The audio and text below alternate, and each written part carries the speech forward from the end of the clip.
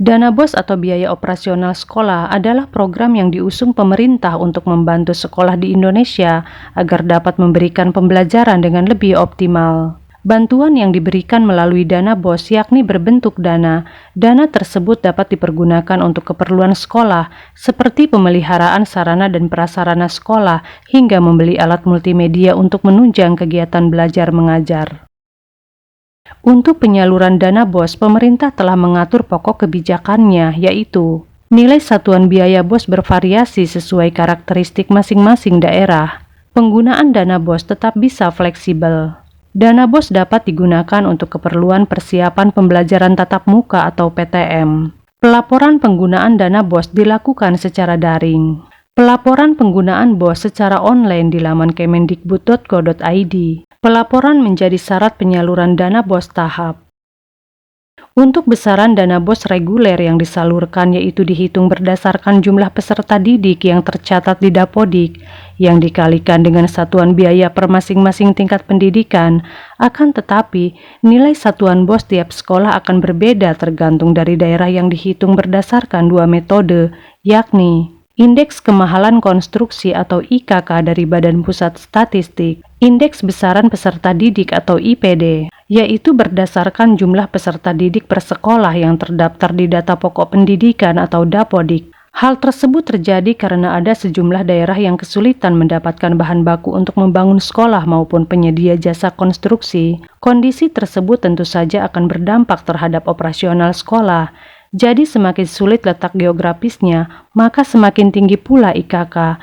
Dengan demikian, nilai satuan dana BOS juga akan lebih tinggi. Dana yang sudah dicairkan dapat langsung dipergunakan oleh sekolah untuk membeli seluruh kebutuhan pembelajaran, seperti membangun sekolah, mengembangkan perpustakaan, hingga meningkatkan kesejahteraan guru honorer.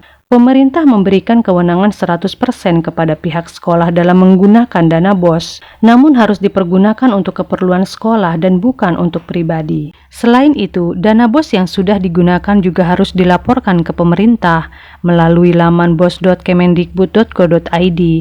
Apabila pihak sekolah tidak mengirimkan laporan, dana BOS untuk tahap selanjutnya tidak akan disalurkan. Dana BOS disalurkan melalui KPPN di seluruh Indonesia, yang masing-masing KPPN meliputi penyaluran sekolah baik negeri dan swasta, dari jenjang SD, SMP, SMA, SLB atau yang setara. Mekanisme penyaluran dan monitoring dilakukan melalui aplikasi OMSPAN. KPPN, Kanwil DJPB, Badan Keuangan Daerah Pemda memiliki user aplikasi OMSPAN yang disesuaikan dengan level kapasitas masing-masing guna mendukung penyaluran dana BOS. Masing-masing unit tersebut bisa melakukan monitoring atas penyaluran dana BOS setiap saat. Berdasarkan Permendikbud Nomor 6 Tahun 2021, pencairan dana BOS akan dibagi menjadi 3 tahap berdasarkan selesainya pelaporan, yaitu tahap 1 cair setelah penyampaian laporan penggunaan BOS tahap 2 tahun sebelumnya, tahap 2 cair setelah penyampaian laporan penggunaan BOS tahap 3 tahun sebelumnya, tahap 3 cair setelah penyampaian laporan penggunaan BOS tahap 1 tahun anggaran. Dalam hal mekanisme salur, dana BOS terbagi menjadi 3 kategori, yaitu dana BOS reguler, dana BOS afirmasi, dan dana BOS kinerja. Dana BOS reguler disalurkan dalam 3 tahap, yaitu sebesar 30% pada tahap 1 paling cepat bulan Januari, sebesar 40% pada tahap 2 paling cepat bulan April, dan sebesar 30% pada tahap 3 paling cepat bulan September. Sedangkan dana BOS afirmasi dan kinerja disalurkan dalam 1 tahap paling cepat bulan April. Tahapan penyaluran dana BOS seperti yang tertuang pada Permendikbud Nomor 8 Tahun 2020 tentang petunjuk teknis bantuan operasional sekolah, yaitu menginput data rekening yang dimasukkan oleh sekolah ke Dapodik. Data dari Dapodik akan ditarik ke aplikasi BOS Salur untuk dilakukan verifikasi dan validasi yang dilakukan oleh Kemendikbud dan juga bank. Jika data sudah sama atau valid, tahap selanjutnya yakni mengirimkan data tersebut ke Sistem Online Monitoring Sistem Perbendaharaan dan Anggaran Negara atau OMSPAN, Direktorat Jenderal Perbendaharaan atau DJPB, untuk kemudian dilakukan proses pencairan. Proses pencairan dana BOS harus menggunakan surat perintah pencairan dana atau SP2D ke Kantor Pelayanan Perbendaharaan Negara atau KPPN agar dana bisa diterima langsung. Penyaluran dilakukan secara langsung dari RKUN ke rekening sekolah penerima dana BOS sesuai dengan surat rekomendasi penyaluran dana BOS dari Direktorat Jenderal Pertimbangan Keuangan yang diteruskan melalui nota dinas rekomendasi dari Direktorat Pelaksanaan Anggaran. KPPN melakukan penyaluran setelah melakukan verifikasi kesesuaian antara SK dan daftar permintaan penyaluran untuk provinsi bersangkutan, jumlah sekolah dan nominal penyaluran. Pada akhir pengelolaan dana BOS di akhir tahun anggaran, masing-masing sekolah yang dikoordinir oleh Dinas Pendidikan dan Kebudayaan Provinsi diwajibkan melakukan penyetoran ke RKUN dalam hal terdapat adanya sisa atas penyaluran dana BOS oleh KPPN yang belum terserap. Sejak diluncurkan tahun 2005, program BOS mendapatkan banyak tanggapan dari berbagai pihak dan dari berbagai sudut pandang. Banyak yang salah paham, mengira bahwa BOS merupakan beasiswa padahal bukan. Dana BOS tidak diberikan kepada siswa, melainkan kepada sekolah, meskipun memang dihitung berdasarkan jumlah siswa. Sebenarnya sebelum ada program BOS, beberapa Pemda sudah mengalokasikan dana APBD mereka untuk membantu operasional sekolah. Mereka sadar bahwa di era otonomi daerah, pengelolaan pendidikan dasar dan menengah merupakan salah satu kewenangan wajib kabupaten kota. Bahkan tidak sedikit yang memproklamirkan sekolah gratis di daerah masing-masing. Setelah BOS diluncurkan, Pemda memberikan respon yang beragam. Beberapa daerah melanjutkan alokasi APBD berdasarkan perhitungan bahwa dana BOS sesungguhnya tidak mencukupi seluruh kebutuhan operasional sekolah. Sebaliknya, tidak sedikit pula yang menarik dana APBD yang sebelumnya dialokasikan untuk operasional sekolah karena menganggap dana BOS sudah mencukupi.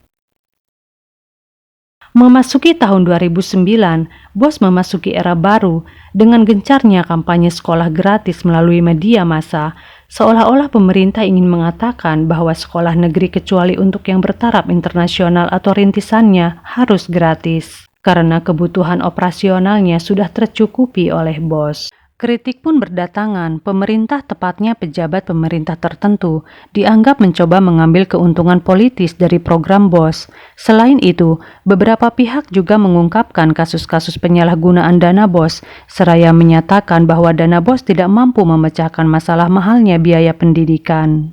Pemerintah tidak mau kalah. Berbekal hasil audit keuangan, mereka menyatakan bahwa program BOS sudah tepat sasaran. Kalaupun ada kekurangan di sana-sini, itu sifatnya kasuistik.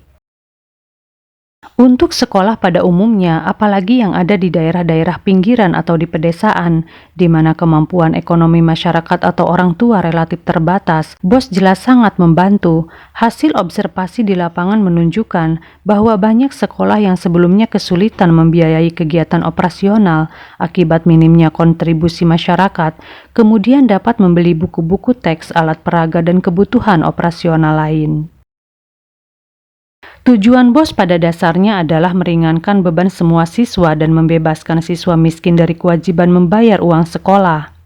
Dalam pelaksanaannya, pembebasan biaya sekolah bagi siswa miskin memang dilakukan, bahkan yang lebih banyak dilakukan adalah pembebasan bagi semua siswa, tidak hanya bagi yang miskin. Jadi tidak salah jika dari sisi ini pemerintah mengklaim bahwa secara umum BOS tepat sasaran. Program BOS juga dianggap mampu mendorong sekolah untuk meningkatkan akuntabilitas keuangan.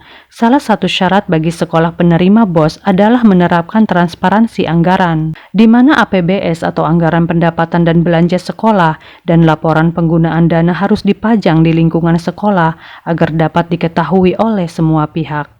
Prinsip transparansi anggaran inilah yang membuat beberapa sekolah swasta memilih untuk menolak dana BOS. Alasan resmi yang dikemukakan biasanya adalah prosedur pengadministrasian yang rumit dan merepotkan. Padahal besar kemungkinan alasan sebenarnya adalah karena sekolah-sekolah tersebut tidak ingin bersikap transparan tentang keuangannya. Waktu pencairan dana BOS banyak dikeluhkan oleh sekolah, sering kali terlambat sehingga sekolah terpaksa harus berhutang untuk memenuhi kebutuhan operasionalnya. Meskipun berpotensi mendorong akuntabilitas keuangan sekolah, pada saat yang sama, mekanisme pengawasan BOS juga tidak mampu mencegah terjadinya penyelewengan di sekolah. Ada kasus ekstrim tapi benar-benar terjadi. Sekolah SD biasanya hanya menarik uang sekolah sebesar 1.500 per bulan. Kemudian datang dana BOS, nilainya waktu itu sekitar 20.000 per siswa per bulan. Artinya sekolah menarik dana sekitar 13 kali lipat. Anehnya, nyaris tidak ada yang berubah di sekolah tersebut dibandingkan sebelum BOS datang. Kasus-kasus seperti itulah yang menjadi bidikan beberapa organisasi non-pemerintah untuk menilai bahwa banyak penyimpangan dalam penggunaan dana BOS tanpa mampu dicegah atau dikendalikan. Secara makro, mekanisme penyaluran dana BOS dari APBN langsung kepada sekolah juga dianggap menampilkan kebijakan otonomi daerah. Seperti disampaikan sebelumnya, pengelolaan pendidikan dasar dan menengah di era otonomi daerah sebenarnya merupakan kewenangan dan tanggung jawab kabupaten kota, bukan kewenangan pemerintah pusat. Untuk menghindari komplikasi, program BOS sebaiknya dijauhkan dari kepentingan-kepentingan politik, khususnya terkait dengan sekolah gratis. Iklan bombastis tentang sekolah gratis terbukti tidak membantu dan justru membuat rumit pelaksanaan program BOS. Iklan koreksi yang diluncurkan oleh Depdiknas tidak banyak membantu, karena isu sekolah gratis terlanjur sudah menjadi bola liar yang bergerak kemana-mana. Karena berbagai peraturan terkait pembiayaan pendidikan sudah ada, sebaiknya biarkan bola sekolah gratis ada di tangan Pemda. Pemerintah cukup mengawasi apakah ada yang tidak sejalan dengan peraturan yang ada. Untuk meningkatkan akuntabilitas keuangan sekolah, tidak ada jalan lain. Pemerintah perlu melibatkan masyarakat, khususnya komite sekolah, untuk mengawasi sekolah. Karena jumlah sekolah memang banyak sekali, melebihi kapasitas lembaga pengawasan formal apapun yang ada hingga saat ini. Tentu saja perlu peningkatan kapasitas masyarakat atau komite sekolah agar mereka mampu menjalankan fungsi pengawasan ini. Secara administratif, pemerintah juga jangan pernah lupa bahwa tahun ajaran sekolah berbeda dengan tahun anggaran pemerintah. Program BOS juga perlu lebih fleksibel dengan memberikan peluang bagi sekolah untuk menyimpan sisa penggunaan dana BOS untuk dipergunakan pada tahun ajaran berikutnya. Kalau tidak, laporan keuangan tidak akan dapat dilepaskan dari akal-akalan untuk memenuhi prosedur administrasi.